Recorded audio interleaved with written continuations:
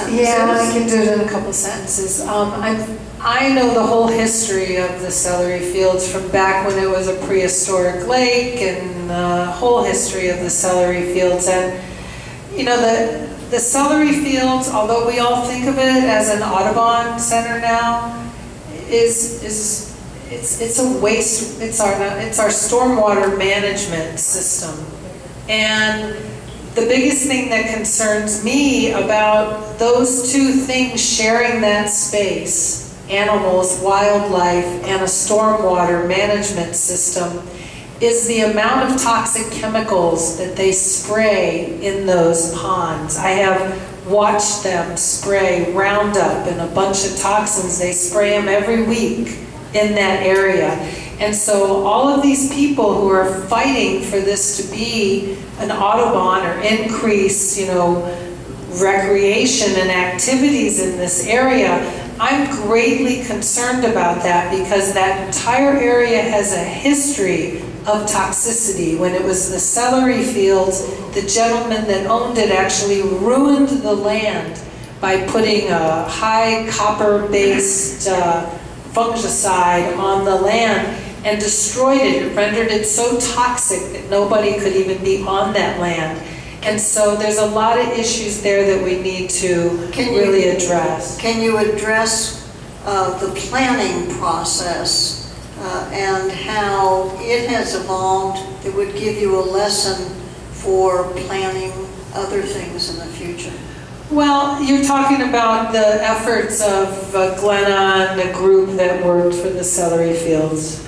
Their efforts. I'm talking about the fact that the county initially made it one thing, and the birds came and made it something else. Right, exactly. And that is something that is a dynamic that human beings can't control. And yet we're planning things regularly that are going to be affected by it. I'd like to know your opinion about the planning process as to whether or not one needs to really explore what could be unintended consequences at the county level, rather than a superficial planning process. Well, I think that the fact that, you mean like how people in the community got involved with what they wanted there? Is that what the question is? I think maybe it's too complex to go into at this point, so why don't we just bail out of this whole topic. I can get together in a discussion of it at a single meeting where it can really be explored separately. One member asked this question, and I'll go ahead and ask the two of you for a quick answer. How would you rid Sarasota of the cabal? I hope I win the election and they are so scared that they go to some other county and they start developing there. Vote, please just vote. That's our power, it beats their money. If we just please vote for the candidate who wants to protect our community and not them. Okay, a couple questions we've got time for that have been submitted here tonight. Currently, the Sarasota Planning Board is populated by builders who make zoning and code changes. If elected, how would you update or change the planning board to better serve the community?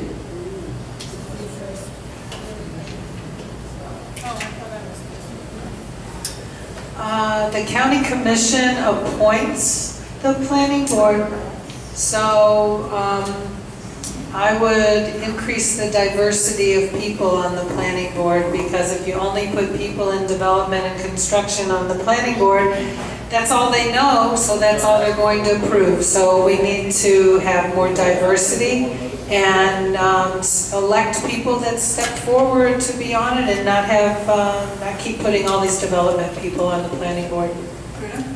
I think there should be a motion from Sarasota County citizens to have a planning board go to be elected, because there is no diversity and they are appointed, and we'll never get rid of this corruption until it happens.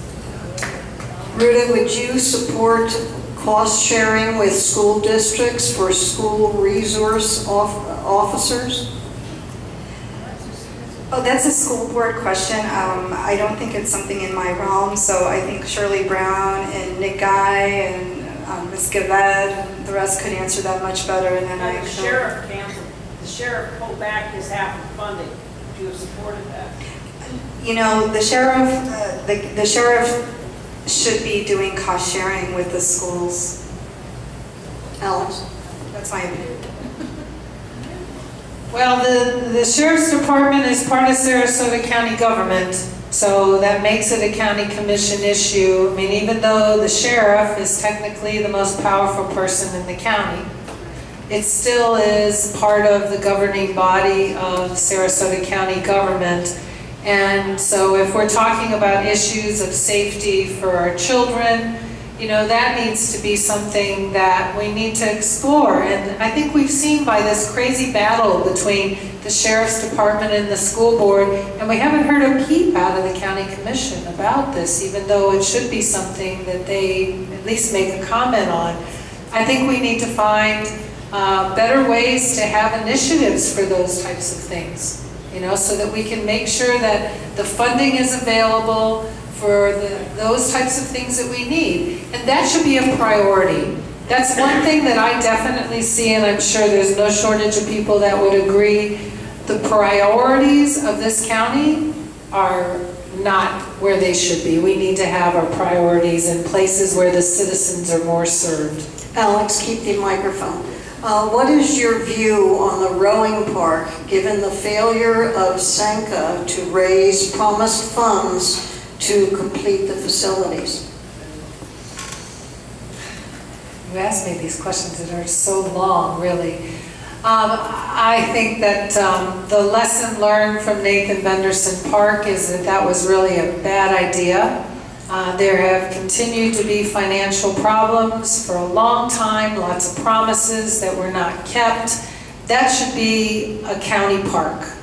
Not just a county park in name, it should come back to the county should run it, our children should have access to it, our rowing team should have access to it, there should be lessons available for anybody that wants to learn how to row, there should be all kinds of water sports from kayaking to paddleboarding. There's nothing going on Nathan Benderson Park, and that is a waste of our money that we do not have access to that park to enjoy it. Ruta, do you remember the question? What is your view on the rowing park, given the failure of Sanka to raise promised funds to complete the facilities? Well, I think that Sanka needs to come back and give us why they failed to be held accountable for the failure and not presenting the dollars that they had promised. I think we also have to hold Benderson liable for the portion that he's supposed to be paying for that park. Outside of that, from the projections that they gave and the lack of enforcement, it was a total failure. Can I say something quickly? Sure. If you look at Sarasota County's website and you look at the priorities of Sarasota County, one of the priorities listed is Nathan Benderson Park, to support Nathan Benderson Park. We need to remove that from our priority list for Sarasota County. Ruta, what steps would you take to revitalize county staff? I think we have to do an in-depth interview process wow, that's a loaded question. I own a staffing agency. We need to look at the employees that they have on staff and how they answer and who they answer to and their interactions with the average citizen. I think it needs to be revamped. I think the staff objectives I think they just need to be revamped. I think a new program has to be put in place where they're more transparent, they do share information about meetings, they do share information. The whole staffing, that whole thing has to be changed personally, I think. Alex? Well, I have had a lot of encounters with county staff, particularly on issues of the 2050 plan, and I have just sat there dumbfounded at the things that they're presenting to the county commission. I'm like, how could you even present this? This is so in violation of the comprehensive plan and of what the intentions were. And I've thought about that a lot, and what I've come to the conclusion about is I don't think that the county staff, that they're like these bad, horrible people, but in reality, they're just doing what they need to do to protect their jobs, to protect their families and their investments and their work and all of those things. And so I don't fault the county staff for the things that they do. I fault the county commission, because the county commission does not have the backs of the staff to encourage them to do the right things. So everybody ends up just curtailing to whatever the developers want, and the staff just presents it like the development community wants it, and then the commission just approves it just like the development community wants it. And so we need to have a shift, and the shift is you have to elect better people to the county commission. You've got to get people out to vote, and it's by our vote that we can change this. I'm not sure if I'm reading this question correctly. We talk about infill instead of sprawl, but how do we prevent infill from making Sarasota another Miami or New York City? Do we really want to live in a high-density community? Now, I think that they're talking about the municipal areas rather than the rural. Is the person that wrote this still here? I am here, yes. Is that the perspective you're talking about? Well, the infill, Hold on, I want you to use a microphone, please.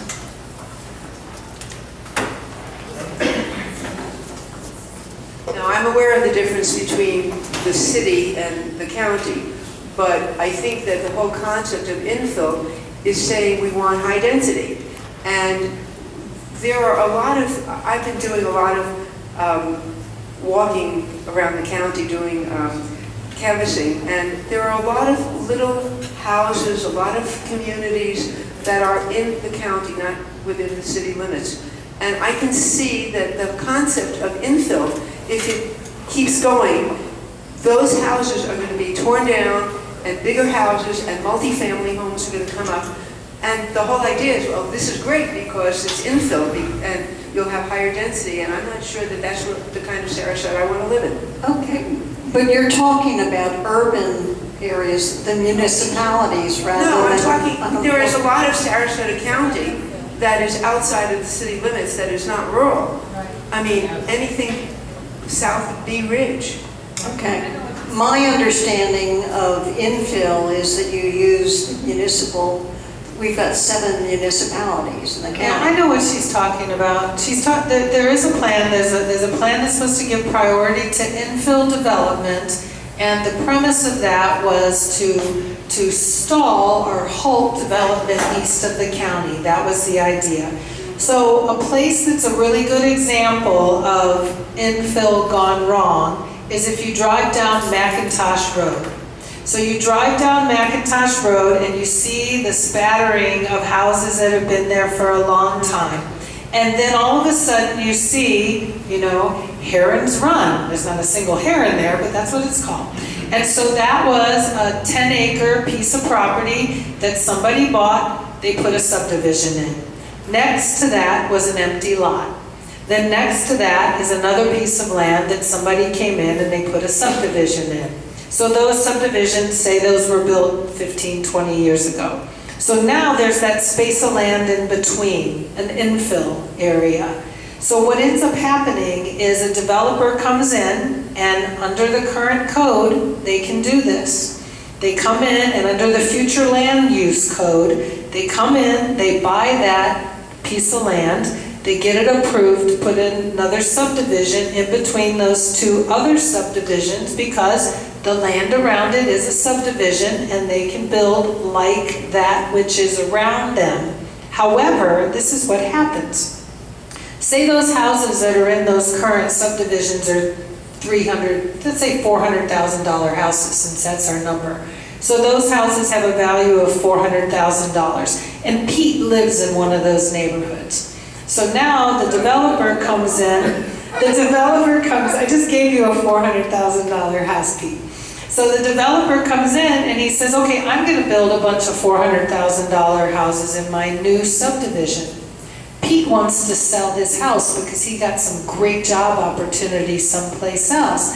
So he puts his house on the market for $400,000. Yet right next to him, there's a $400,000 house that's brand new, that I can pick the tile, that I can pick the carpet, that I can pick the color, that I can pick my landscaping. Am I gonna buy that brand new $400,000 house, or am I gonna buy Pete's house? I'm gonna buy that new house. Unless I can go to Pete and say, all right, Pete, I like your house, but I'm only gonna pay you $280 for it. So that kind of infill development, if it's not controlled by something, which right now it's not controlled by anything, it damages all the surrounding property values. And one of the roles of government outside of safety is also protecting our property rights. And what happens over and over again, and that's a great question that you brought up about infill, because this is a prime example of where it happens over and over again. The rights of that new property developer, his rights become more important than the rights of the surrounding community. And that's what we need to change, because everybody's property rights should have equal value. The property rights of a developer are not more important than your property rights. And so I don't know the answer to that, but I know the problem. And I think that we have to have some kind of different approach to infill development for that reason. The last part of the question was, do we really want to live in a high-density community? And you're talking about the Browardization of the entire county is what you're talking about. That's what happens with this infill. Right. It allows them So to do Ruta, it. how So would we you- need, in order to combat that, I think we have to, again, as a county, assess the growth in what we want to see for our community. Do we want to see a high-density area?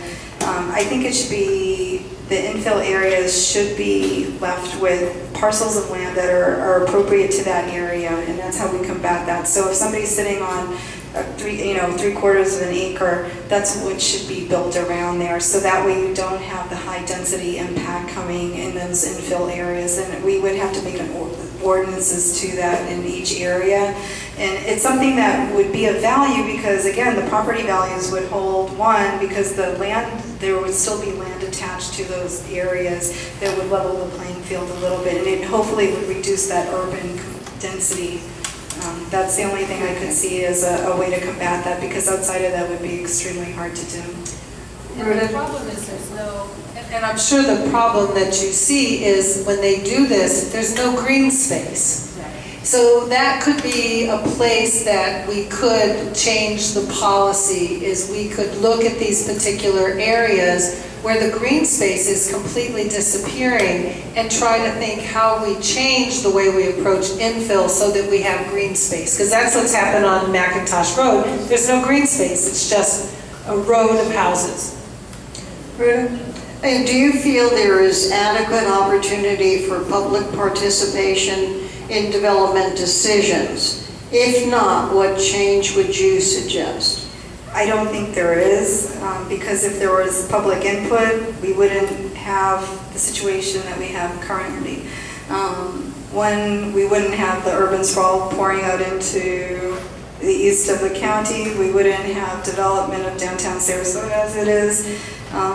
We wouldn't have the issues with the promenade and Siesta Key. I think one of the things that the commissioners forget is they answer to the people, and they're supposed to represent the people. One of the things when I do my typical stump speech to people who are listening is that I hate to say I'm running for office because I truly, in my heart of hearts, don't think that this position is an individual position. You are just the mouthpiece of the citizens that you represent. And you should hear those people and you should answer to the people, not to the developers. So for me, that's the stance that I take. And again, I think the role of the commissioner is to answer to the constituents and represent the people and have total involvement of people. The example of celery fields, that question you gave earlier, what did the lessons come from celery fields, was when people got outraged enough, got together, they went and they shamed the commission because now the commission had to listen to Tom Matrollo and others who presented a case against what they wanted against the commission. The commission had to bend to that. That's the power that we have, and the commissioners should represent the power of the people. Alex, Yes. why do you want this job? Can I get to answer that question? Okay, go ahead. What was that question? Do you feel there is adequate opportunity for public participation in development decisions? If not, what would you advise? Right. Quickly. Quickly, okay. Now, there used to be more input. We used to have charrettes. We used to have all of these different things that the developers used to have to go through with the community, and somehow those things were eliminated. There was even a focus group that I was involved with 5 years ago where we spent 6 weeks coming up with a community engagement protocol to use with development in PMI districts called Square One. And even though we spent all this time developing it, the county has never used it. So I think there are opportunities for us as citizens to go back and look at these older policies of things like that, like charrettes and things that were community engagement policies, and insist that those things are part of the development protocol again like they used to be. Okay. Why do you want this job? Now I get why you want this job. Well, you know, I want this job because I would like to be part of this government so that I can figure out why it doesn't work. Because I want to have a clearer understanding of how, as a citizen, we really have the representation that we're supposed to have in government. And sometimes you have to go into the lion's den to truly understand the lion. And that's part of the reason that I want to have this job, because I am committed to this community. I've spent 20 plus years doing all kinds of things to help this community, and I want to learn how to do it better. I want this job because after 50 years of no change and after living here for 20 years, it's time we put people first, regardless of party, regardless of any other affiliation. We haven't had a voice. The voice has been the developers. And I want to be in office so that I give the voice back to us, to the people.